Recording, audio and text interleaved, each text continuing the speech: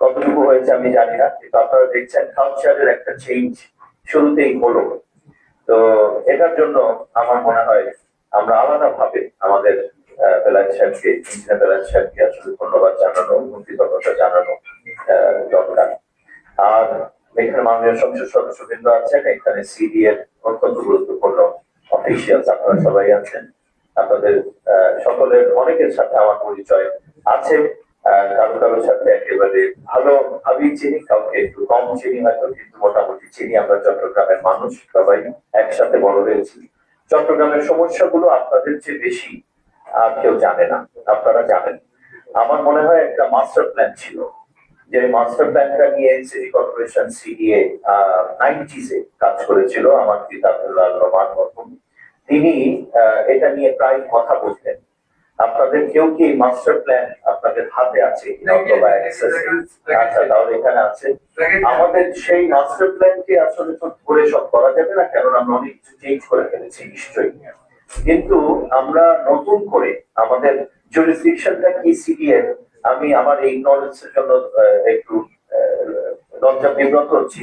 CD আসলে কি 8, 9 এভাবে আছে নাকি এটা? আচ্ছা আচ্ছা, তাহলে আমি বুঝে গেছি যে এখানে আমরা শুধু আচ্ছা ঠিক আছে।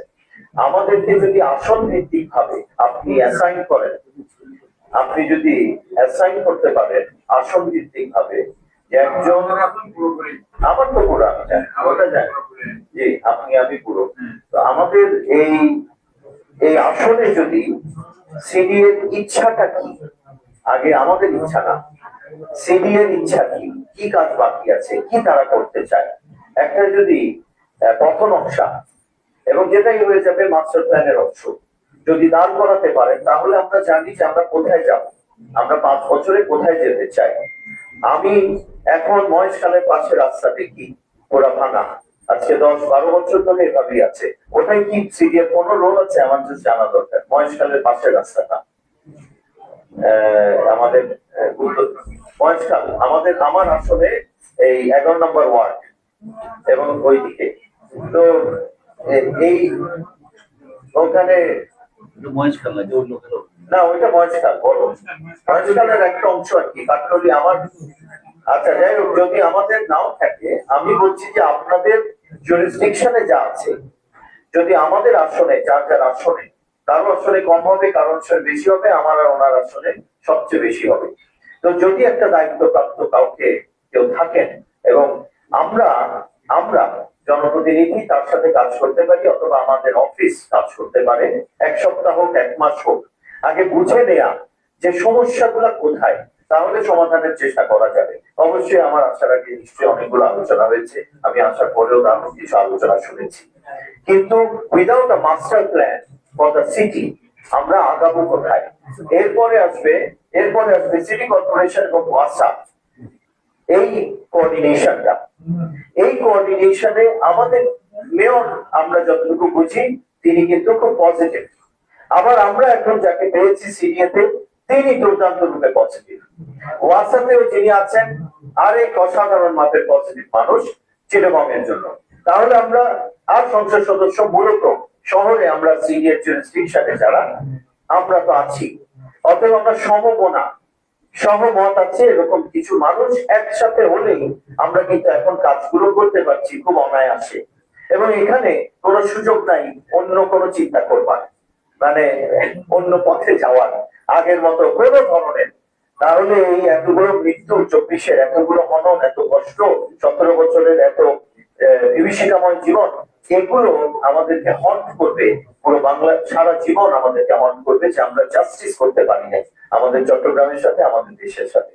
অথবা আমাদের দায়বদ্ধতা তো আছেই। আর আপনাদেরকে দোষ না দিয়ে বরঞ্চ আপনারা একটা সুযোগ আছে যে আমাদেরকে একটু সহায়তা করে এগুলোকে একটু দাঁড় করিয়ে দেয়া। এরপরে ওই যে আমাদের সংসদে বলা, মাননীয় অর্থমন্ত্রীকে বলা, মাননীয় পূর্তমন্ত্রীকে বলা, বা যেখানে যেটা করা দরকার করতে পারবো, কিন্তু একটা পুরোপুরি একটা পথ নকশা, একটা রোড ম্যাপ লাগবে।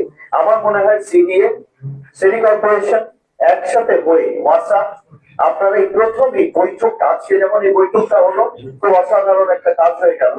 আমি আমাদের সিডিএ চেয়ারম্যান মহোদয়কে বলবো যে আপনি নেক্সট কাজ যেটা একটু করতে পারেন, আপনি সিটি কর্পোরেশন এবং আপনি ওয়াসা এবং এখানে যদি পিডব্লিউডি বা আমাদের অন্যান্য কোন সংস্থা কোঅর্ডিনেশনে খুব কাজ করে প্রয়োজন হয়, তাহলে তাদেরকে নিয়ে আপনার একটা বৈঠক করা দরকার। আমরাও থাকতে পারি, প্রয়োজন আপনি মনে করলে আমরা থাকলাম, এবং ওই কোঅর্ডিনেশনটাই হবে সবচেয়ে বেশি জরুরি। যে কোঅর্ডিনেশনের জন্য বাংলা চট্টগ্রামের প্রতিটা মেয়র, প্রতিটা সিডিএ চেয়ারম্যান, প্রতিটা মানুষ বারবার কথা বলে, সমাধান ওই জায়গাটায় হয় না।